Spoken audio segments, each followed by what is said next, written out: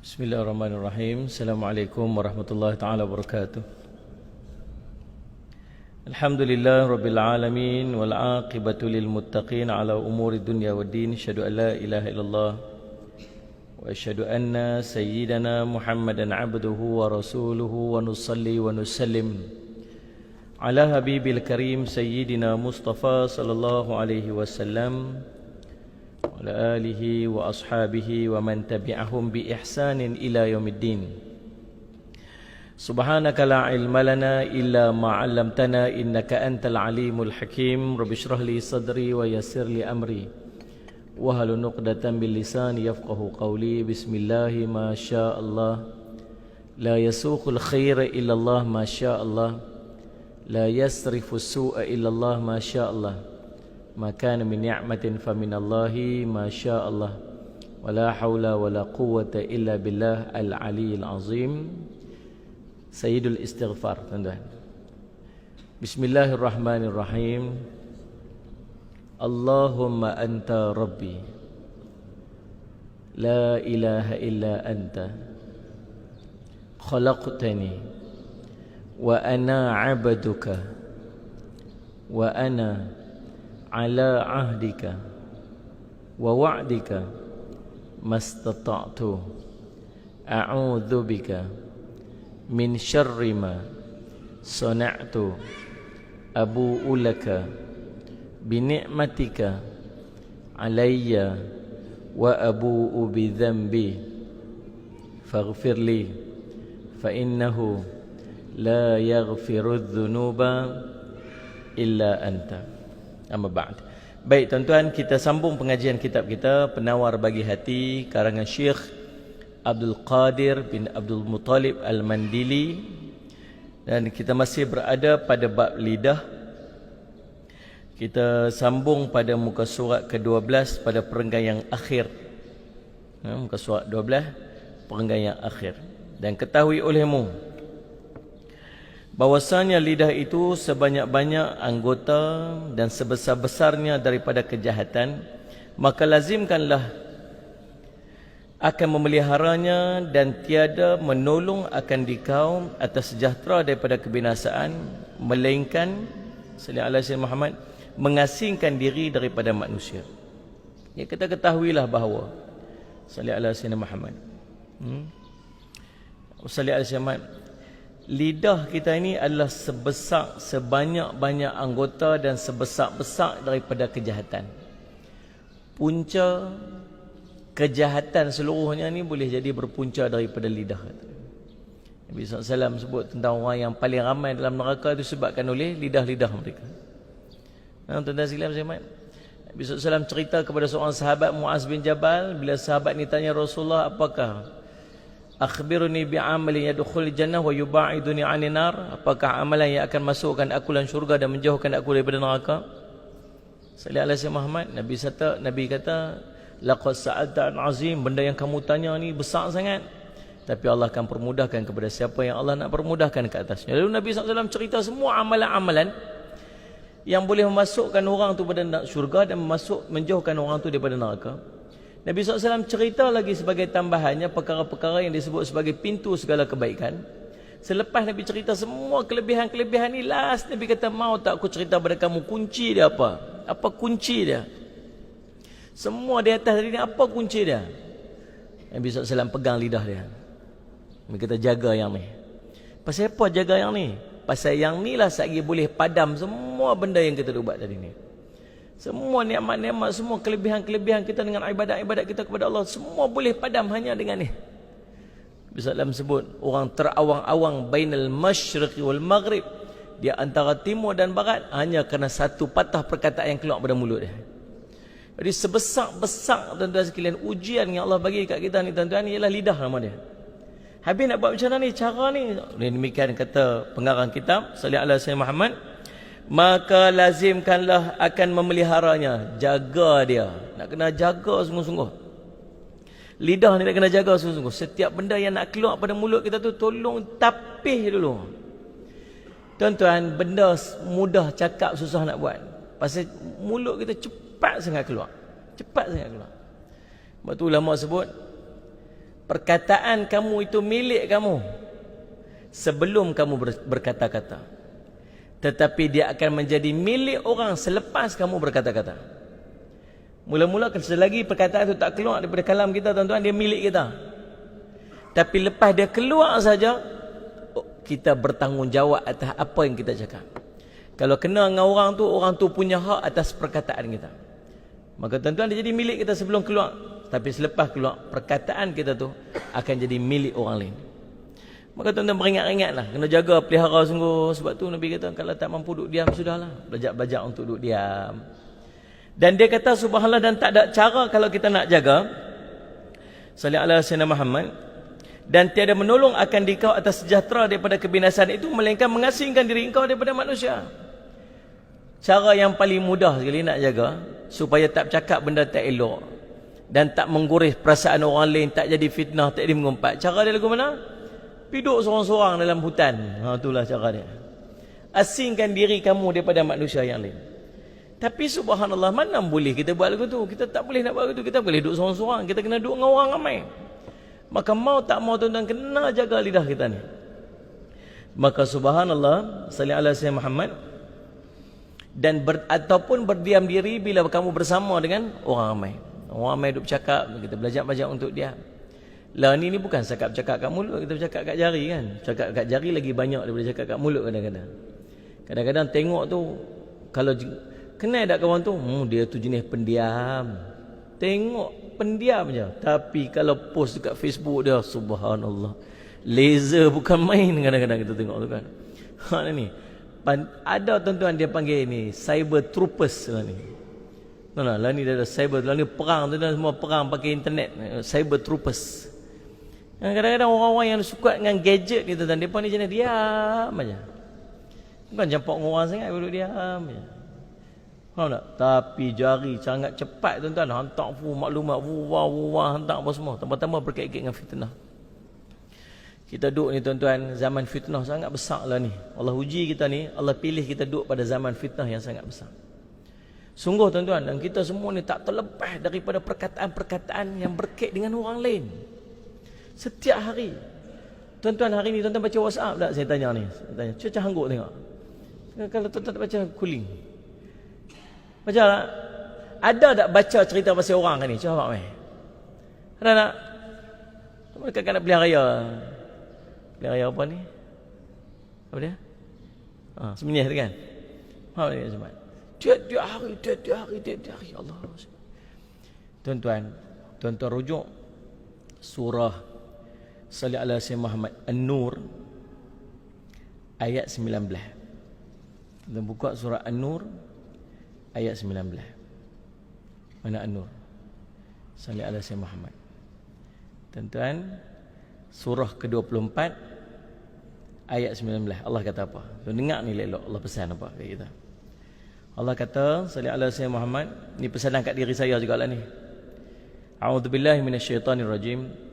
Innal ladzina yuhibbuna an tashi'al fahishatu fil ladzina amanu lahum adzabun alimun fid dunya wal akhirah wallahu ya'lamu wa antum la ta'lamun. Sadaqallahul azim. Tuan pegang ayat ni elok. Kita duk communicate tiap-tiap hari tu, nak buka WhatsApp tu, pegang ayat ni elok. Allah kata apa? Sesungguhnya orang-orang yang suka menghebahkan tuduhan-tuduhan yang buruk di kalangan orang-orang beriman. Buat tak ni? Dulu zaman Nabi SAW ada seorang perempuan yang dia akan pergi dekat kelompok-kelompok persatuan wanita, tempat orang perempuan duk berimpun, dia pergi. Dia pergi cerita tentang buruknya Nabi SAW. Sampai Allah petik nama dia dalam Al-Quran. Orang akan baca tentang dia ni, laknat Allah atas dia sampai hari kiamat. Dia suka pergi dekat perempuan-perempuan, grup-grup orang perempuan, dia cerita pasal buruk Nabi SAW. Nama dia Ummu Jamil. Siapa Ummu Jamil ni? Isteri Abu Lahab. Nama dia, kisah dia Allah catat dalam kitab tu. Tabbat yada abi lahabin wa tab. ma'na anhu maluhu wa ma kasab. Tuan-tuan sallallahu alaihi Muhammad, kisah tu orang akan baca sampai hari kiamat. Pasal apa? Ni Ummu Jamil. Tuan-tuan, dia dah tak ada lah. Lepas tu pula mai pula puak-puak musyrikin sallallahu alaihi Muhammad yang selalu duk cerita tentang buruk Nabi sallallahu alaihi wasallam. Bawa kisah-kisah buruk, cerita buruk-buruk tentang Nabi sallallahu alaihi wasallam. Depa pun tak ada lah. Kemudian tuan-tuan, sampai lah ni kita bukan orang kafir, tapi orang Islam sendiri duk buruk orang Islam sendiri. Betul tak ni? Tuan-tuan yang faham kot tengok dah. Betul tak ni? Tak pernah mengaku nampak. Sungguh kita baca tiap-tiap hari. Tuan-tuan, tugas dia dan dia seronok sangat setiap hari duk cerita buruk orang Islam sendiri. Yang dia tak tahu pun betul ataupun salah. Dia kan tahu. Orang kata muslimat, hang dapat tak misi hari ni? Dapat. Hang share tak? Share. Pasal apa? Pasal dia bukan satu bendera dengan kita. Dia betul ke? Dia salah ke? Dia diputuskan bersalah ke? Dia tak bersalah? Tu cerita nombor dua. Yang nombor satu sekali, dia bukan geng kita. Yang tu yang nombor satu sekali. Tuan-tuan faham tak ni?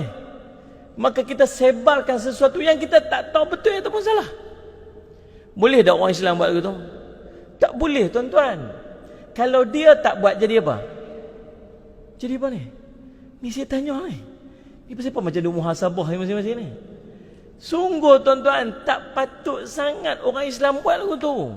Ni Allah sebut apa tuan-tuan sekalian?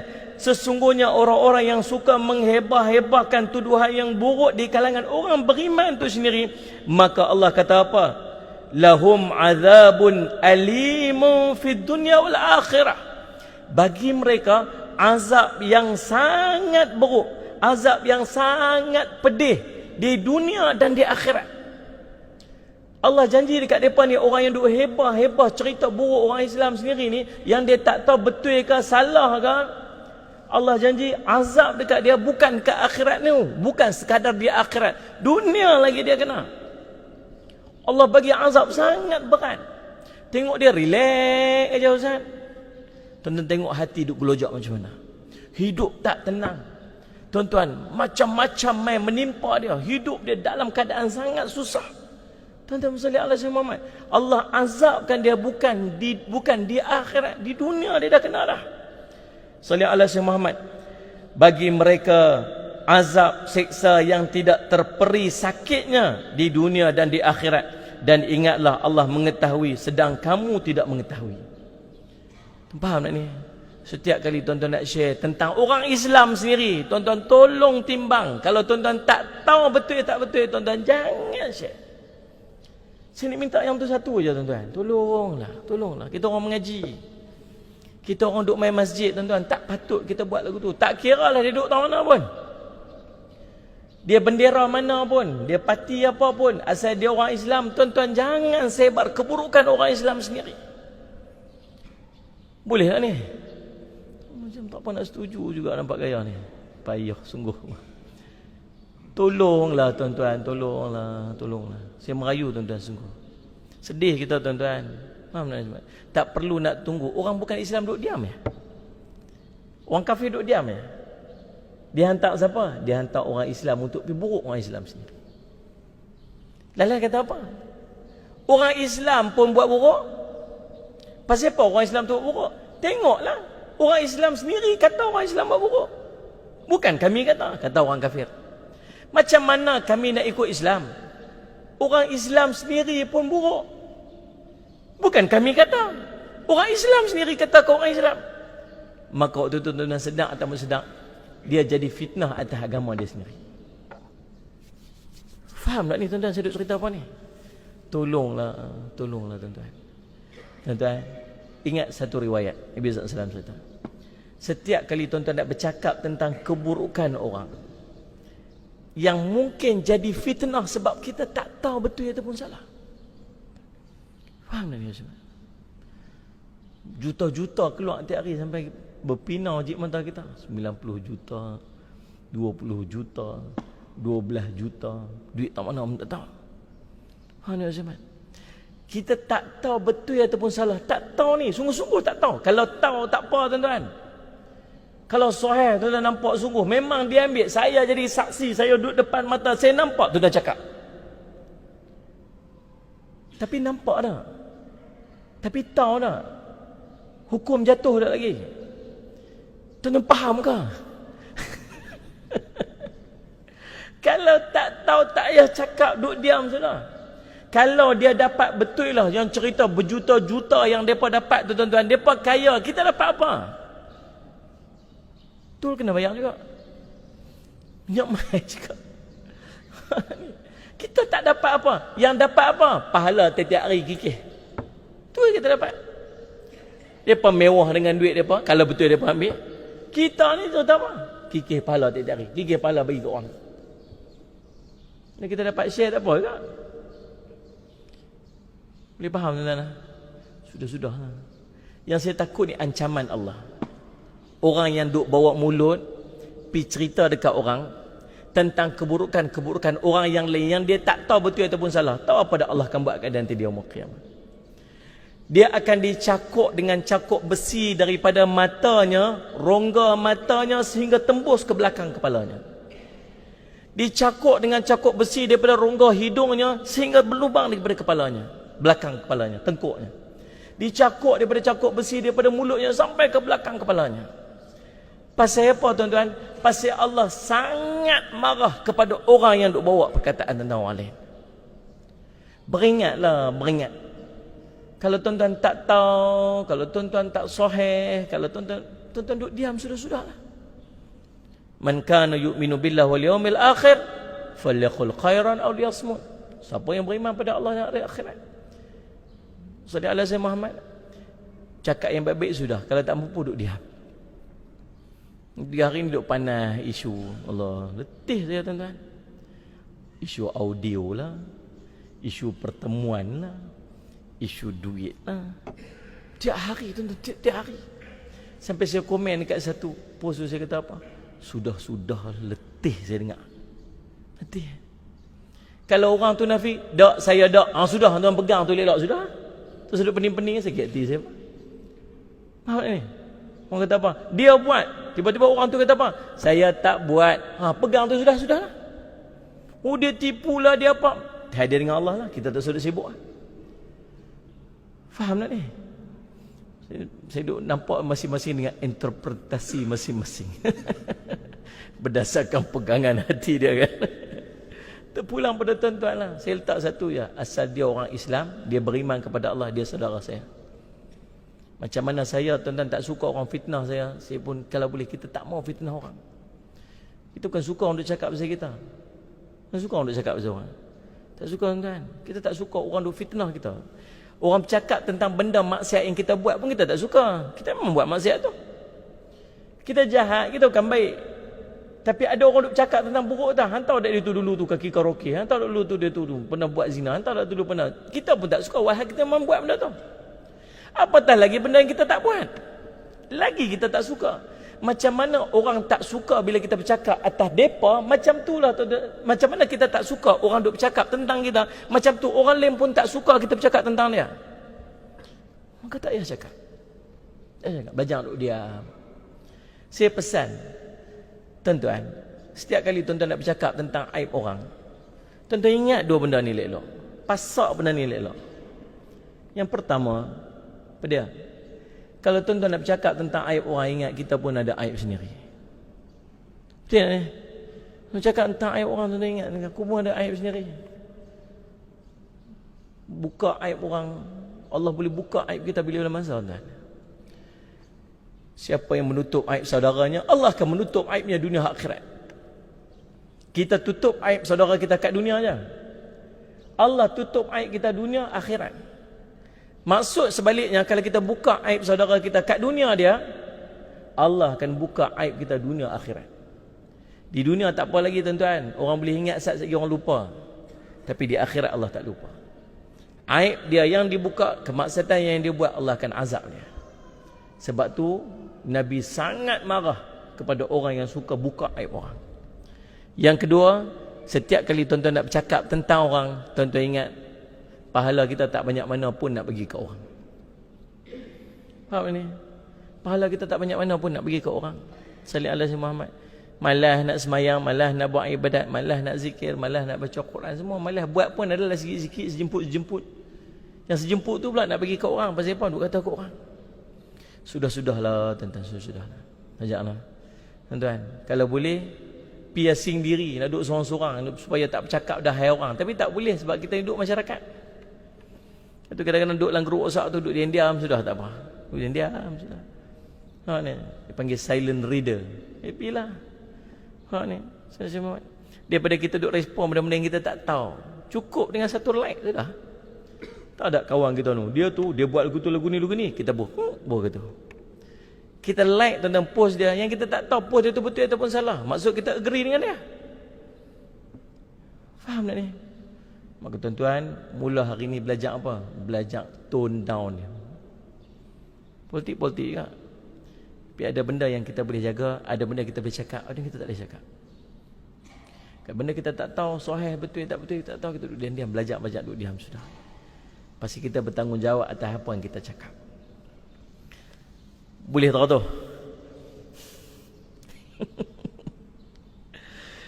Allahumma salli ala sayyidina Muhammad. Tuan-tuan, kemudian dan mengekalkan dia melainkan pada ketika berhajat kepada berkata-kata seperti belajar dan mengajar dan memberi nasihat.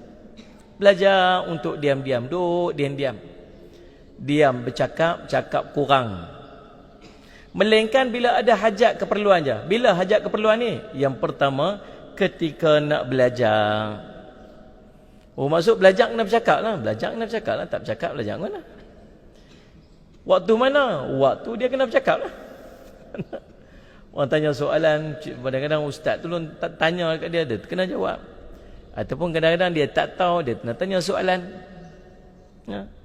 So, di antara adab belajar apa dia ulama sebut? Salih alaihi Muhammad. Yang pertama mendengar, yang kedua menulis, yang ketiga bertanya. Itu adab kita belajar. Dengar. Dengar tu Ustaz, dengar sambil memejam mata. Khusyuk dia kata. Khusyuk sangat. Pejam Ustaz. Dia berasa macam dia dengar sekali dia hanyut gitu. Ni, dengar. Yang kedua, nak bantu bagi ingat, dia kena tulis. Tulis. Walaupun dia tak faham dia tulis apa, tulis macam cacing kerawit. Cacing kerawit tulis. Macam Bangladesh tulis. Tunjuk kat Bangladesh, Bangladesh pun tak faham tulis apa. Dia tak faham pun tulis apa. Yang tulis ni pun bukan balik baca pun. Kenapa balik tulis? Buku nota bukan main. Balik baca tak ada rumah tu? Tak ada, simpan dia. Faham tak Ustaz? Habis tulis tu pasal apa? Menulis membantu mengingat. Sebab tu ulama sebut ilmu ni macam kuda liang. Nak ikat dia, ikat dengan tali. Tali kepada ilmu ialah tulis. Sebab menulis tu dibantu untuk ingat. Tu je tujuan dia. Yang ketiga, bertanya soalan. Bertanya soalan ni menambah pemahaman. Sebab ulama sebut ada 4 jenis soalan yang nak tanya. Yang pertama, tanya bila dia tak tahu. Dia tanya, jadi tambah ilmu. Saya kata, Ustaz, apa hukumnya demikian-demikian? Memang dia tak tahu sungguh. Maka Ustaz jawab, dia dapat ilmu kat dia. Yang pertama, ni soalan yang dibenarkan. Yang kedua, tanya sebab nak faham. Dia tahu dah, tapi tak apa faham. Tanya untuk faham. Ustaz boleh tolong explain sikit tak? Bagi saya faham sikit. Saya tak apa nak faham. Boleh, soalan yang dibenarkan. Yang ketiga, dia tanya sebab dia nak bagi orang lain faham. Dia tahu dah. Dia nak kawan dia pula tahu. Dia nak orang lain pula tahu. Maka dia tanya soalan tu supaya orang lain boleh tumpang jawapannya. Maka dia benarkan pada syarat. Yang keempat, dia tanya sebab dia nak test Ustaz. Ataupun dia tanya sebab dia tak mau buat. Dia tanya dengan tujuan supaya tak payah buat. Yang ni tak dibenarkan pada syarat. Macam orang-orang Bani Israel yang duk tanya pasal lembu kepada Nabi Musa dengan tujuan dia tak mau buat. Nabi Musa kata, pergi cari lembu. Kalau dia cari lembu, selesai masalah dia. Tapi dia saja tanya, lembu jenis apa? Lembu betina ke lembu jantan ke, ada tanduk ke, warna ke apa? Supaya dia harap Nabi Musa kata apa? Tak payahlah, payah-payah tak payah, itu dia harap tu. Faham ni? Tapi akhirnya akan membebankan dan menyusahkan dia. Maka yang ni tak dibenarkan pada syarak. Maka dalam menuntut ilmu ni dia kena ada two-way communication, baru dia faham. Kami waktu duduk kat Yaman dulu tuan-tuan mengaji dengan Syekh, bukan mengaji macam kita lah ni. Ngajinya lagu mana tuan-tuan? Duduk bersila depan Syekh. Syekh duduk sandak. Setiap hari pergi sendiri dekat masjid-masjid. Masjid ni mengaji fiqh, masjid ni mengaji tauhid, masjid ni mengaji nahwu saraf, masjid ni mengaji ni. Bawa kitab pergi. Ada 10 orang duduk keliling Syekh. Orang ni mula dulu baca. Bukan Syekh baca kitab, dia kena baca depan Syekh. Dia baca, sebelum nak pergi tu kena tanda-tanda baris, takut silap baca. Anak ni baca kat Syekh, baca sikit dia syarah sikit. Kita baca sikit, dia tahan, dia syarah sikit, dia sikit syarah. Ada two-way communication, boleh faham. Dan ni ustaz je syarah, ustaz syarah. Yang lain semua macam faham je. Ya ustaz, ya ustaz. Balik apa pun tak mahu. Ustaz cerita apa, dia tak tahu, aku tak tahu, lupa habis dah, gitulah. Faham ni Ustaz Syamad? Jadi subhanallah Ustaz Syamad tuan tanya soalan.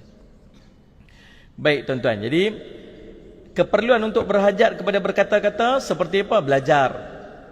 Lagi mengajar. Tambah-tambah mengajar lagi lah nak kena bercakap. Mengajar lagi nak kena bercakap. Dan memberi nasihat. Memberi nasihat semua orang kena buat. Bukan tunggu ustaz. Kuntum khairu ummatin ukhrijat linnas. Buat apa? Ta'muruna bil ma'ruf wa tanhauna 'anil munkar wa tu'minuna billah. Sungguhnya kamu khairu ummatin, sebaik-baik ummah, ukhrijat linnas, yang dikeluarkan daripada seluruh manusia ni. Tugas kamu kena buat 3 benda. Ta'muruna bil ma'ruf, ajak orang buat baik. Wa tanhauna 'anil munkar, halang orang daripada buat maksiat, kemungkaran. Wa tu'minuna billah, kamu beriman pada Allah. Tugas ajak orang untuk buat baik dan halang orang buat maksiat ni semua orang kena buat, tak kira dia siapa. Asal dia orang Islam dia kena buat. Ad-dinun nasihah. Qulna liman? Qala lillah wa li kitabihi wa li rasulihi wa li immatil muslimina wa ammatihim, atau kama qala Rasulullah sallallahu alaihi wasallam. Nabi kata apa? Ad-din nasihat, agama itu adalah nasihat. Ulama bahas nasihat tu apa? Nasihat itu ialah kamu mengharapkan kebaikan kepada saudara kamu seperti mana kamu mengharapkan kebaikan itu ada pada diri kamu sendiri. Itu nasihat. Ajak orang buat apa? Qulna liman ya Rasulullah. Kami bertanya, untuk siapa Rasulullah? Nak nasihat ni untuk siapa Rasulullah? Lillah. Ajak orang kepada Allah. Wali kitabihi, ajak orang untuk mentaati kitabullah. Wali rasulihi, ajak orang untuk mentaati Rasulullah. Wali immatil muslimin, ajak orang untuk mentaati pemimpin-pemimpin di kalangan orang Islam. Wa ammatihim, dan sekalian daripada manusia seluruhnya. Nasihat. Tugas siapa nak nasihat ni? Bukan tugas ustaz. Bukan semata-mata ustaz, tapi semua orang kena buat tugas nasihat ni. Bila tengok ada orang buat nasihat, tuan-tuan kena pergi nasihat. Berkata Imam Habib Abdullah Haddad dalam kitabnya Nasihat Agama dan Wasiat Iman, dalam bab taqwa, dalam tajuk Amar Ma'ruf Nahi Munkar, dia kata, apabila berlaku kemaksiatan di satu tempat, maka akan jadi 3 kelompok manusia. Dia mengambil kisah tentang berlakunya kepada Ahlul Qaryah zaman Bani Israel, yang Allah larang daripada pi tangkap ikan pada hari Sabtu. Lalu ada kelompok-kelompok yang pi tangkap ikan pada hari Sabtu ni. Mereka ni orang yang melakukan maksiat. Maka jadi 3 kelompok orang yang duduk di sekeliling tu. Kelompok pertama, kelompok yang pi join sekali. Ada orang buat maksiat kan, kita ni buat konsert besar-besaran. Dia tak melepaskan peluang, pi join sekali. Maka bila azab turun, sekali dengan dia sekali kena. Yang kedua, kelompok yang Allahumma salli ala Sayyidina Muhammad, dia tak redha dengan maksiat tu. Dia tak redha. Dia orang masjid, tapi dia tak buat apa pun untuk halang maksiat tu. Hampa nak pergi karaoke ke? Hampa nak minum arak ke? Hampa nak konsert ke? Hampa nak buat apa? Hampa punya pasal. Aku kira boleh main masjid, pegang tasbih 5 waktu aku duduk sembahyang, cukup dah untuk aku. Hampa nak pi, hampa melingkup pi. Ada tak orang macam tu? Ada ni? Berlambak macam tu. Bila Allah turunkan azab, dia juga kena. Pasal apa dia pun kena azab? Pasal diam itu menunjukkan redha. Ni. Dengan diamnya dia tu menyebabkan kemaksiatan itu makin besar. Maka secara tak langsung dia juga redha dengan maksiat itu semua. Anda faham? Yang ketiga, sallallahu alaihi wasallam Muhammad. Orang yang ketiga ni siapa? Orang yang tak redha dengan maksiat tu dan dia berusaha untuk berhentikan maksiat tu dengan nasihat dia. Maka dalam ramai dia ni je orang yang akan terselamat daripada azab Allah. Lepas tu tuan-tuan, bila tuan-tuan tengok ada azab, bila ada maksiat berlaku, tuan-tuan kita kan duduk diam. Pasal apa kita bunyi? Pasal apa kita nasihat? Pasal kita tak mau azab turun. Allah sebut dalam Quran. Tuan-tuan dengar ayat ni elok. Ayat ni masyhur lah ni semenjak kerajaan baru. Faham tak? Ayat apa? Dia panggil rahmatan lil alamin. Laqad arsalna ka illa rahmatan lil alamin. Sesungguhnya kami telah mengutuskan engkau wahai Muhammad sebagai rahmat sekalian alam. Imam At-Tabari mentafsirkan ayat itu, dia mengatakan ulama khilaf dalam sallallahu alaihi wasallam disebut rahmat ini, yang rahmat sekalian alam ini, adakah rahmat ini khas untuk orang mukmin sahaja ataupun untuk orang seluruhnya, sama ada dia orang mukmin ataupun dia orang kafir. Maka sebagian ulama menyebutkan bahawa yang dimaksudkan dengan ayat tersebut ialah turunnya rahmat ini kepada orang beriman dan orang yang tidak beriman. Boleh faham tak tu? Apa beza rahmat kepada orang beriman dengan orang yang tak beriman? Orang beriman, rahmat turun kepadanya dalam bentuk hidayah dan taufik pada setiap masa. Hidup tuan-tuan setiap hari penuh dengan hidayah dan taufik. Contoh, tuan-tuan boleh main malam ni. Hidayah tak? Dapat hidayah tak? Hidayah dan taufik tu yang kita boleh sampai. Oh, lah malam ni ada kuliah. Tiba-tiba dapat poster. Duk elok, tak tahu orang hantar. Ada poster. Oh, ada kuliah malam ni rupanya. Menjumpilah, dia tak ada apa, baik pergi. Hidayah. Tu dia panggil jalan hidayah. Faham tak ni? Ada orang yang duduk sebelah rumah kita, lapang macam kita, tak ada kerja apa pun malam ni, dapat poster jalan hidayah dah sampai kat dia, tapi dia pilih untuk tak main.